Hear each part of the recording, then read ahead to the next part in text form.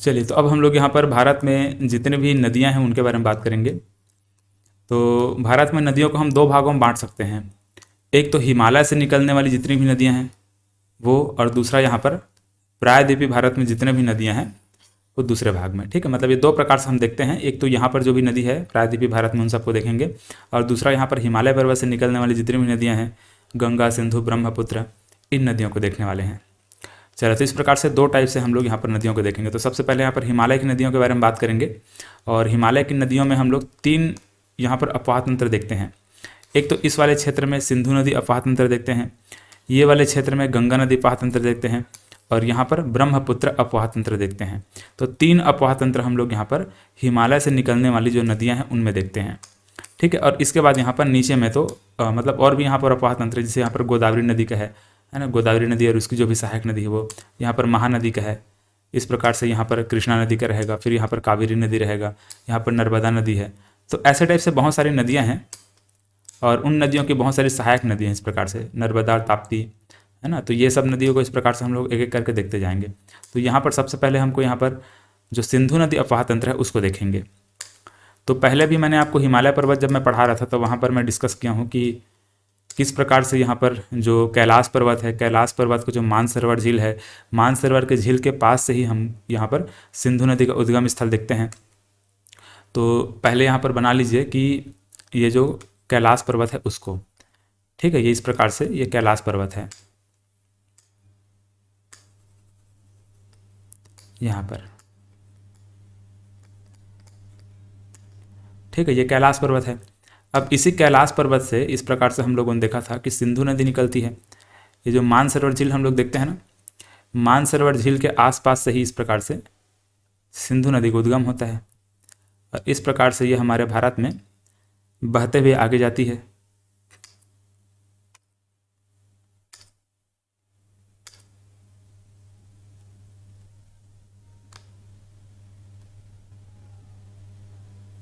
ये कुछ इस तरह से। और यहाँ पर मैं पहले भी आपको बताया हूँ कि जो पर्वत श्रृंखला यहाँ पर है, कौन कौन से पर्वत श्रृंखला, लद्दाख और जास्कर। ठीक है, नीचे में यहाँ पर लद्दाख हम लोग देखे थे, और ऊपर में यहाँ पर जास्कर था। तो लद्दाख और जास्कर, और फिर यहाँ पर क्या था, काराकोरम था, इस प्रकार से, है ना, काराकोरम, लद्दाख, जास्कर। तो काराकोरम में तो इधर श्योक नदी बहती है। सिंधु नदी यहाँ पर जो लद्दाख है और यहाँ पर जास्कर है उसके बीच में बहती है सिंधु नदी। चलिए, तो इस प्रकार से सिंधु नदी यहाँ पर पहुँच करके फिर इधर पाकिस्तान में प्रवेश कर जाती है, और फिर इधर ये कुछ इस प्रकार से बहते हुए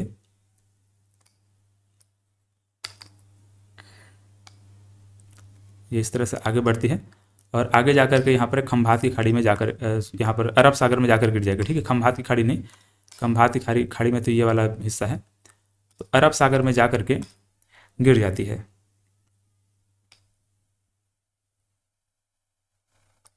ठीक, ऐसा टाइप का कुछ है, सिंधु नदी है ये।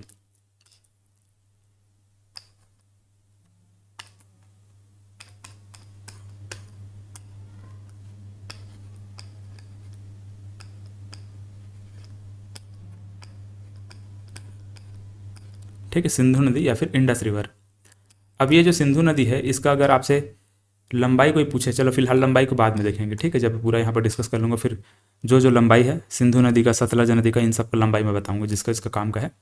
ठीक है, सिंधु नदी, इसको इंडस रिवर कहा जाता है। इंग्लिश में अगर आप देखेंगे तो इसको क्या बोलते हैं, इंडस रिवर कहा जाता है। ठीक है, ध्यान में रखेंगे इसको।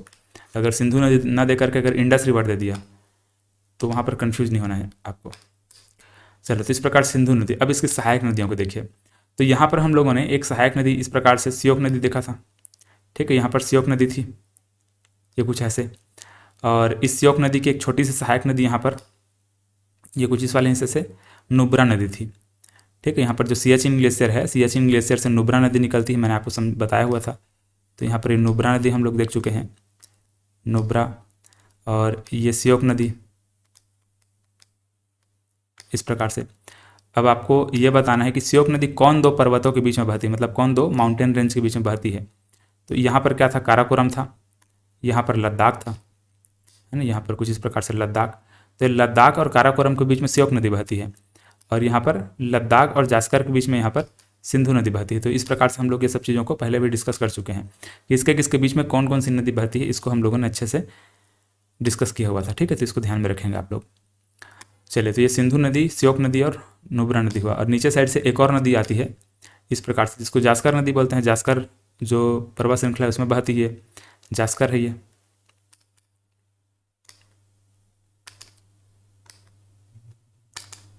इसको क्या हुआ है, जास्कर, ठीक है, ऐसे जास्कर नदी। देखिए, अभी सिंधु नदी कहाँ से निकली थी? सिंधु नदी का उद्गम स्थल क्या था? मानसरोवर झील।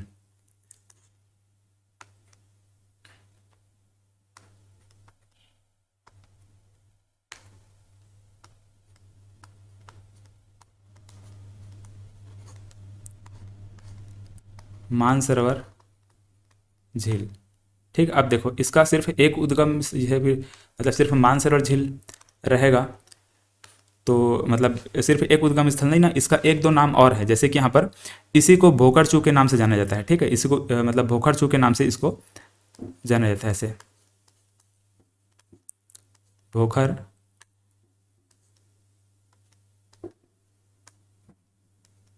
चू। ठीक है, इस प्रकार से भोकरचू के नाम से इसको जाना जाता है। मतलब यहाँ भोकरचू मतलब कि इसका जो उद्गम स्थल है उसका भोकरचू बोला जाता है ना, ध्यान में रखेंगे। मानसरोवर झील के पास में यहाँ पर भोकरचू नाम का एक जगह है जिसको मानसरोवर, इसका सिंधु नदी का उद्गम स्थल माना जाता है।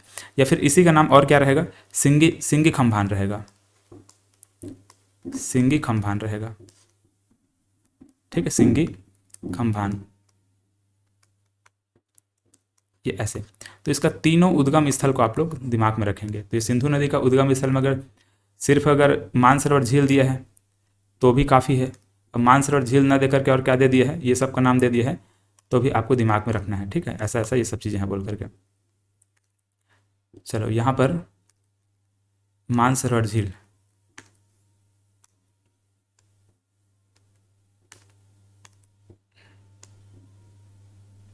ऐसे कुछ बना लीजिए।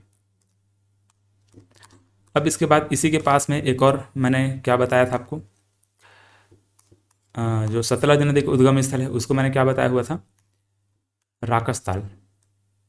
ठीक है, यहाँ पर राकस ताल है, राकस ताल से उद्गम होगा सतलज नदी का, ये ऐसे। तो सतलज नदी कैसे बहेगी?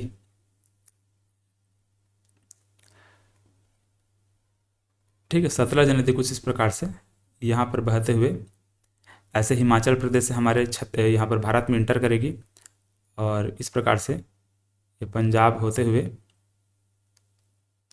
इस प्रकार से जा करके सिंधु नदी में मिल जाएगी।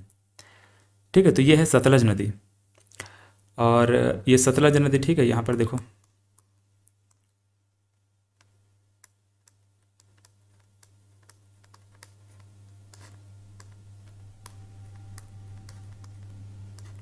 ठीक है, सतलज नदी, सतलज नदी का उद्गम स्थल राकस ताल या फिर इसी को राक्षस ताल के नाम से भी जाना जाता है। ठीक है, ये वाला पॉइंट राकस ताल। चलिए, कैलाश पर्वत को मिटा रहा हूं मैं।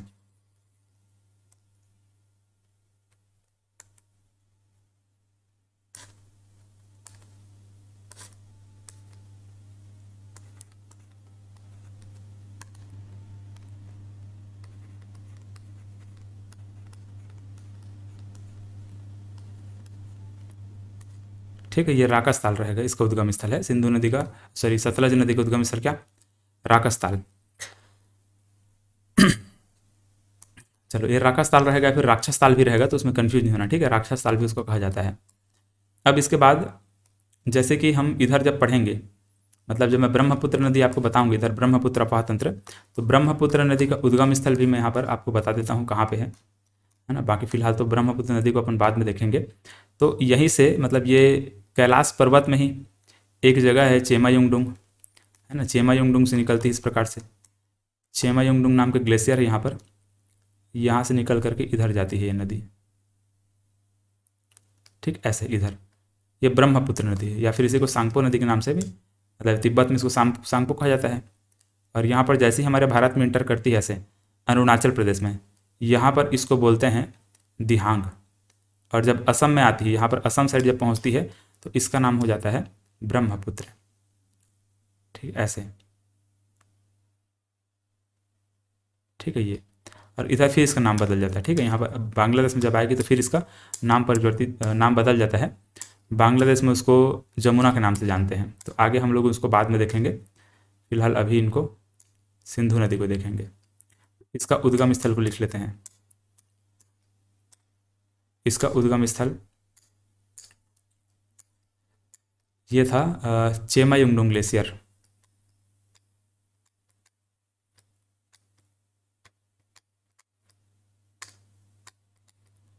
चेमायुंगडुंग ग्लेशियर। अब यहाँ पर दो तीन ग्लेशियर है ना, मतलब कि दो तीन ग्लेशियर है जो मिल करके ऐसे इसका उद्गम स्थल बनाती है। ये सिर्फ चेमायुंगडुंग नहीं है, चेमायुंगडुंग के साथ एक दो छोटा मोटा और ग्लेशियर है वहाँ पर। ठीक है, उन सब का नाम ऐसे फिलहाल लिखने की जरूरत नहीं है ना। अंसी वंसी ऐसा टाइप का कुछ कुछ छोटा मोटा नाम है उसका, तो फिलहाल उसको रहने दो। तो यहाँ पर तीन नदी हम लोग इंपॉर्टेंट नदी देखें, सतलज नदी, सिंधु नदी और यहाँ पर ब्रह्मपुत्र नदी। ब्रह्मपुत्र को यहाँ पर सांगपो नदी के नाम से जाना जाता है, मतलब तिब्बत में सांगपो नदी के नाम से इसको जानते हैं। ऐसे ये सांगपो नदी है। चलो, तो इसको अपन बाद में देखेंगे, ये जो ब्रह्मपुत्र नदी अपार तंत्र है उसको। अब यहाँ पर देखो सिंधु नदी अपार तंत्र, और यहाँ पर ध्यान से देखोगे तो ये जो सिंधु नदी है वो सिर्फ लद्दाख में बहती है। ठीक है, यहाँ पर जम्मू कश्मीर है ये वाले हिस्से में। ठीक है, ये वाले हिस्से में क्या है, जम्मू कश्मीर है। तो जम्मू कश्मीर में सिंधु नदी प्रवाहित नहीं होती है, इसको याद ध्यान में रखेंगे ना। और ऐसे ये वाले हिस्से में इधर देखोगे तो क्या है, हिमाचल प्रदेश है। ठीक है, हिमाचल प्रदेश इस साइड में। तो यहाँ पर आपको एक चीज़ याद रखना है कि सिंधु नदी सिर्फ लद्दाख में बहती है। हमारे भारत में अगर हम बात करेंगे तो सिर्फ लद्दाख में बहते हुए सिंधु नदी आगे निकल जाती, यहाँ पर पाकिस्तान साइड चली जाती है। अब यहाँ पर भारत में बहने वाली कौन कौन सी और यहाँ पर नदियाँ हैं, तो जैसे कि यहाँ पर देखो, यहाँ पर हिमाचल प्रदेश है। ठीक है, ये हिमाचल प्रदेश। तो हिमाचल प्रदेश से तीन नदियों का उद्गम होने वाला है। ठीक है, तीन नदियों का उद्गम स्थल यहाँ हिमाचल प्रदेश में है। अब वो तीनों नदियों को एक एक करके मैं बनाते जा रहा हूँ। देखिए, तो सबसे पहले तो यहाँ पर आपको बनाना है चिनाब नदी को। ठीक है, चिनाब नदी। तो ये चिनाब नदी कुछ इस प्रकार से हिमाचल प्रदेश में दो छोटी छोटी नदियाँ हैं यहाँ पर, ये ऐसे और ऐसे, चंद्रा और भागा नाम से दो नदियाँ हैं, आगे मैं उसको बताऊँगा आपको। तो चंद्रा और भागा नदियों के मिलने के बाद यहाँ पर चिनाब नदी बनती है, और इस प्रकार से जम्मू कश्मीर साइड ये नदी पहुँचती है, और यहाँ से मुड़ करके ये फिर इधर ऐसे आती है और जा करके यहाँ पर सतलज नदी में मिल जाती है। बहुत सारे बुक में आपको ऐसे देखने को मिलेगा कि ये यहाँ पर जो चिनाब नदी है इसको मुख्य नदी माना जाता है, मतलब कि यहाँ पर सतलज नदी इसकी सहायक नदी, ऐसा टाइप से आपको देखने को भी मिलेगा। लेकिन इसको आपको फिलहाल ऐसे ही लेना है, मतलब कि सतलज नदी को मुख्य नदी मानना है और चिनाब नदी को इसकी सहायक नदी मानना है ना, चिनाब नदी।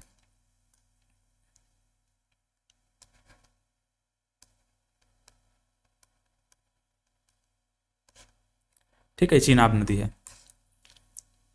और यहाँ पर ये दो नदियों के मिलने से बनी है ये नदी, है ना। एक नदी चंद्रा है और एक भागा है।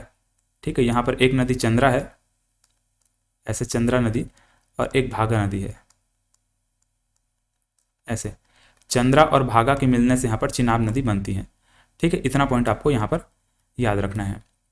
अब देखो यहाँ पर जो जम्मू कश्मीर में अब एक और नदी है जिसका उद्गम यहाँ पर होगा। ठीक है, यहाँ पर इस प्रकार से एक नदी है जिसका नाम है झेलम नदी। तो जम्मू कश्मीर में जो कश्मीर वाला अपन देखें ना, कश्मीर वाला क्षेत्र, इस पर कश्मीर घाटी, तो उसी के आसपास से वहाँ पर एक वेरीनाग पर्वत है, वेरीनाग नाम का पर्वत है। वेरीनाग पर्वत या फिर एक झील है जिसका नाम है शेषनाग। तो वेरीनाग पर्वत और शेषनाग झील से यहाँ पर एक नदी उद्गम होता है जिसका नाम क्या है, झेलम नदी है। ठीक है, यहाँ से इस प्रकार से इस झेलम नदी का उद्गम होगा, ये ऐसे, और ये जम्मू कश्मीर में प्रवाहित होते हुए ये कुछ यहाँ पहुँचती है, और यहाँ पर जाने के बाद ये जम्मू कश्मीर और पाकिस्तान के बीच में कुछ दूरी तक बॉर्डर बनाती है, और आगे निकल कर फिर ये इस प्रकार से चिनाब नदी में जाके मिल जाती है। ठीक है, इस नदी का नाम क्या है, झेलम नदी।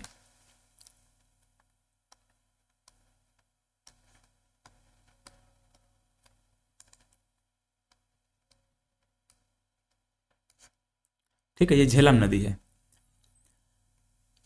चलिए, तो इस प्रकार से हम लोगों ने ये दो नदियों को यहाँ पर देखा है ना। ये झेलम नदी यहाँ से कहाँ से निकल रही है? वेरीनाग पर्वत। चाहो तो इसको लिख लो या फिर नहीं भी लिखोगे तो चलेगा। वेरीनाग पर्वत और शेषनाग झील, यहाँ पर ऐसे मतलब यहाँ पर जो भी नाम आएगा नाग नाग रहेगा। जम्मू कश्मीर में बहुत सारी चीज़ें हैं जो कि नाग नाग नाम से यहाँ पर हमको देखने को मिलता है। तो वेरीनाग पर्वत है ये।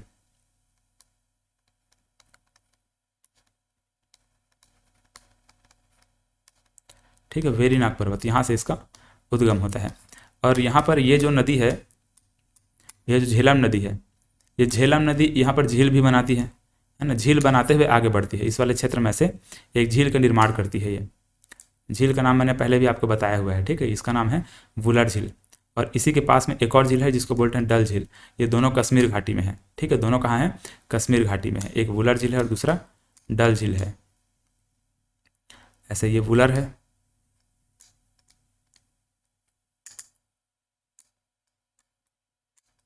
और ये डल है ना। वुलर झील और डल झील दो झील है जो कि कश्मीर घाटी में बनती हैं, यहीं पर ये झेलम नदी में। ठीक है, यहाँ पर जम्मू मतलब कश्मीर घाटी में, ध्यान में रखेंगे। नीचे जम्मू है, ऊपर में कश्मीर है। तो ऐसे ये हुआ। तो चिनाब नदी की एक सहायक नदी हम लोग झेलम नदी देख लिए। अब इसके बाद यहाँ पर एक और सहायक नदी है जिसका नाम है रावी नदी है। ठीक है, रावी नदी। तो रावी नदी भी यहाँ पर हिमाचल प्रदेश से निकलती है। मैंने बोला है ना कि 3 नदियाँ हैं जो कि यहाँ पर हिमाचल प्रदेश से निकलेगी, ऐसे बोल करके। तो कुछ इस प्रकार से निकलती हैं और ये ऐसे कुछ बहते हुए जा करके किससे मिल जाती है? चिनाब नदी से मिल जाती है। ठीक है, इस नदी का नाम है रावी नदी। ठीक है, रावी नदी। चलो, तो 3 नदी हम लोग यहाँ पर देख लिए। कौन कौन सा नदी? एक चिनाब नदी, एक झेलम नदी, एक रावी नदी। ठीक है, ऐसा कुछ है ये। ठीक, किधर प्रवाहित हो रही है? इस प्रकार से इधर ये प्रवाहित हो रही है। चलो, अब देखो इसके बाद एक नदी और बची। अच्छा, यहाँ पर ये जो रावी नदी है कहाँ से निकलती है? कुल्लू की पहाड़ी से निकलती है। ध्यान में रखेंगे, यहाँ पर क्या है? कुल्लू की पहाड़ी है। पहाड़ी का नाम उतना इंपॉर्टेंट नहीं है, चाहो तो इसको लिख लो वरना छोड़ भी सकते हो। कुल्लू की पहाड़ी। तो रावी नदी का उद्गम स्थल पूछा जाएगा तो कुल्लू की पहाड़ी। अब यहाँ पर एक और नदी निकलती है जिसका नाम क्या है? व्यास नदी। तो इस प्रकार से व्यास कुंड से निकलती है। ठीक है, यहाँ पर हिमाचल प्रदेश में एक जगह है जिसका नाम है व्यास कुंड। तो उस व्यास कुंड से निकलती है ये जो व्यास नदी है वो। ठीक, कुछ ऐसे। तो ये व्यास नदी है।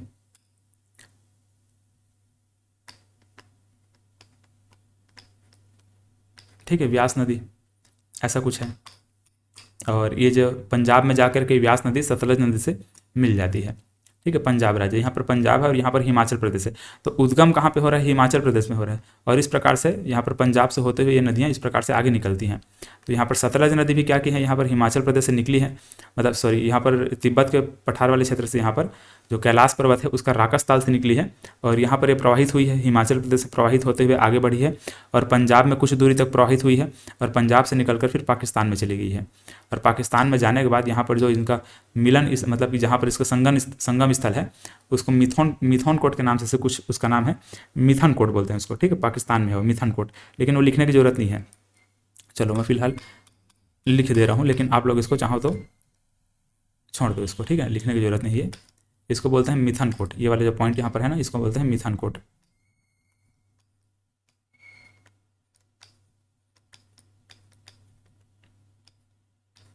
इस मिथन कोट के पास में जाकर के ये सतलज नदी सिंधु नदी से मिल जाती है।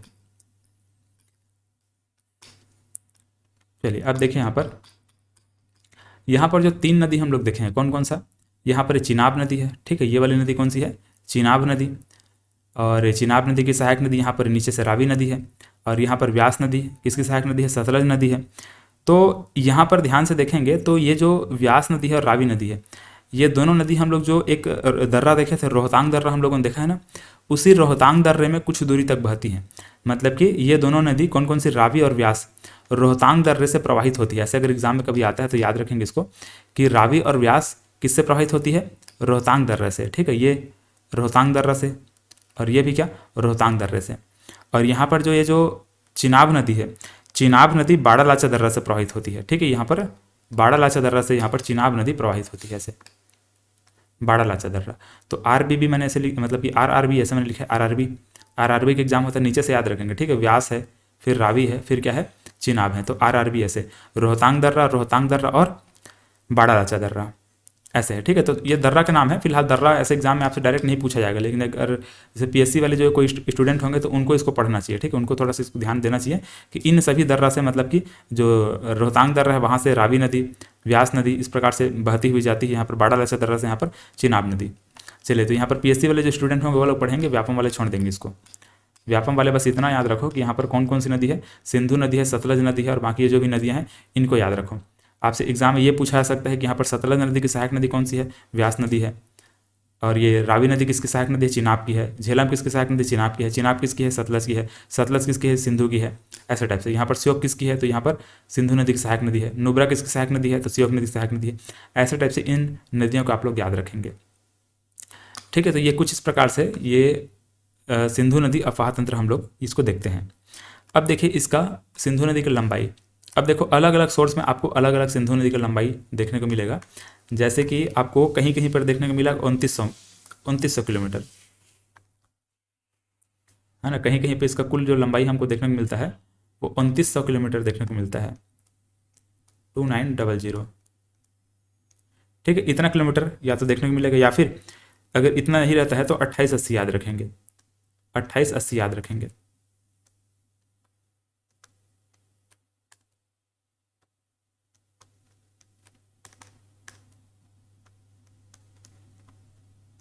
अट्ठाईस अस्सी किलोमीटर, तो ये दोनों दोनों को याद रखेंगे, है ना। या तो 2880 रहेगा या तो 2900 किलोमीटर रहेगा। जनरली आपको 2900 किलोमीटर ज़्यादा देखने को मिलेगा सिंधु नदी की लंबाई, क्योंकि एनसीईआरटी में कुछ और लिया रहता है और बहुत सारे बुक होते हैं जो जिसको भी मतलब सोर्स के तौर पर लिया जाता है, उसमें भी कुछ ना कुछ डेटा हमको देखने को मिलता है। तो उसके आधार पर यहाँ पर दो डेटा हमको यहाँ पर मिलता है। अब ये जो सिंधु नदी है हमारे भारत में यहाँ पर इस प्रकार से यहाँ से लेकर यहाँ तक प्रवाहित हो रही है, तो इसको याद रखेंगे कि हमारे भारत में कितना किलोमीटर तक प्रवाहित होती है। यस, हमारे भारत में, ठीक है, भारत में कितना किलोमीटर प्रवाहित होती है तो इतना याद रखेंगे। चलिए, तो सिंधु नदी हमारे भारत में कितना किलोमीटर, 1114 किलोमीटर। अब इसके बाद सतलज नदी, तो जो सतलज नदी कुल लंबाई याद रखेंगे 1450, 1450 किलोमीटर इसका कुल लंबाई है। और अगर इसको भारत में, ठीक है, इसको भारत में वैसे लिखने की जरूरत नहीं है, बस इतना याद रखो कि 1450 किलोमीटर, ठीक है, इतना काफ़ी है। इतना डिटेल में नहीं पूछा जाएगा कि इतना किलोमीटर बहती है। सिंधु नदी की याद रखना, ये भारत में इतना किलोमीटर प्रवाहित होती है और बाकी कुल लंबाई इतना है। चलिए, अब इसके बाद यहाँ पर फिलहाल तो चेनाब नदी का बताने की जरूरत नहीं है, चेनाब नदी उतना नहीं पूछा जाएगा। तो ये सिंधु नदी अपाह तंत्र में जितनी भी नदियाँ हैं उसको हम लोग यहाँ पर देख लिए।